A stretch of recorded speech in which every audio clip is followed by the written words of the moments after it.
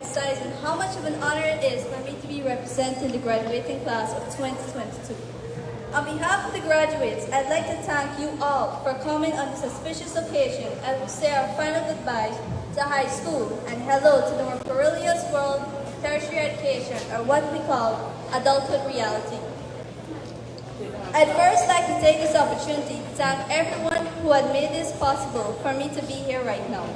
My mom, who had continuously given me all the support that she could and pushed me to surpass my limits. She is the one who motivated and guided me to achieve all that I have achieved thus far in my 16 years of life. I love her. My sister, who not only annoys me unnecessarily, but motivates me to keep going and try my hardest regardless of all the obstacles along my way. She is truly my inspiration for being who I am right now. And even though they're not present here today, I'd like to express my gratitude to my grandparents because without them, I would not be here today. I would not even be in the school today. So I'd like to say a thank you to them. I'd like to thank my head teacher, Miss Colleen Lindell, and all of my teachers for their ongoing guidance and support. But I'd like to take this opportunity to thank a few in particular. Sir Dominic, who despite not wanting to leave the comfort of his home and his Wi-Fi, still came out on vacation days and pushed through with his subjects. Where is Miss Jean, who pushed us to go beyond our limits. Even though she is the strictest teacher here at Mecklenburg High School, she is one of the best here. I remember walking down the corridors in Farm 2, and every time I saw Miss Jean, I would turn the other way around. I didn't even do anything bad, I just walked the other way. But never in my wildest dream would I think that 3 years later I could walk in the love just to annoy Miss Jean unnecessarily. When we didn't have a teacher, especially Sir Gavin,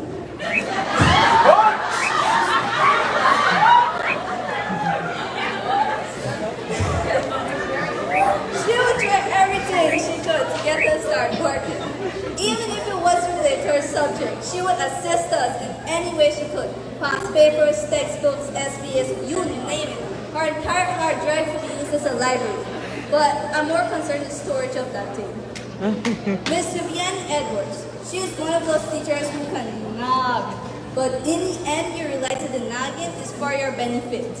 I was her off-time table student, but nonetheless, she made time to assist me and every other student who came for her assistance. She is always busy. Like seriously, if you're looking for her, just call her phone because you might end up walking the entire school. So I was wondering if her feet hurt when she gets home. Miss April deserves a special mention as well because I was her off-time table student. But no matter what time or place I reach out to her, she always assists. What's funny is that we never thank our teachers despite how much they do for us. That is something we need to change. I'm sure there are times that they want to curse us or change students away. Y'all don't need to, right? We know. But they chose to just control that anger and stick with us. And for that, we should be very grateful. Yeah. When we walk through these doors today, dressed in our gowns, receiving our certificates, we are looking over the edge of our future. This is no longer something we learned about in high school. It is no longer distant reality. It all starts right here today. Technically, it did start the day we finished CXC and was chased out of the compound. But the moment we walk out these doors to our certificate, we begin our own path, whether it's camp, college, or even a job. We are no longer teenagers, nor are we small children. We can no longer make light of the situation. This is when we begin to take life more seriously than we previously did. And you know, I was going to give a perfect speech today, but if there's one thing I've learned in the last 10 years of my life, there's no such thing as perfection. Life itself is not perfect. It's all just a continuous learning experience for us to learn from our experience and make ourselves a better person. And it is important for us to know that as we begin this new chapter of our life, the chapter that we used to ignore a lot, but the chapter where we also used to watch our parents go through on a daily basis. It will be appropriate for me to say right now, never, ever give up. Many things are about to happen. A lot is about to go down. Especially when those bills start knocking on your door. Guy what GPL, you name it. There are times when we'll be so exhausted that even the smallest obstacle will make us feel inferior and want to give up. There are times when you would just sit or lay on your bed. I wish I had someone else's life. But what if you had your wish? But instead of having a better life, you had a life of someone who is constantly being abused or bullied, or someone who is homeless. You would immediately wish to have your previous life.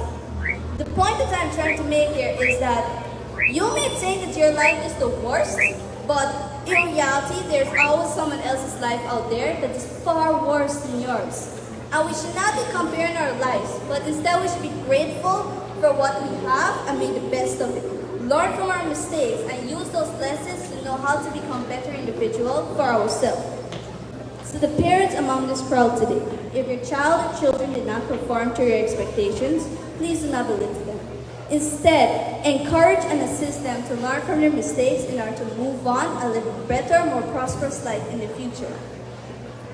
And to everyone here today, if something makes you happy, despite your age limit, go for it. A lot of times you will find persons telling someone don't do something because of your certain age. Do not, because we are not cats with 9 lives. We only have 1 life to live. But a fun fact though, cats do not have 9 lives. It's just that human myth that was invented because cats were so great falls. Like, have you ever seen a cat jump out of a really tall building and they just walk away unbothered? Like, excuse me, did you just not jump off somewhere? Are you not in pain? I jump off a table and I'm in pain. And it's not because I'm lazy. I swear I'm not lazy. Also, consider Schrodinger's cat experiment when making decisions in our life.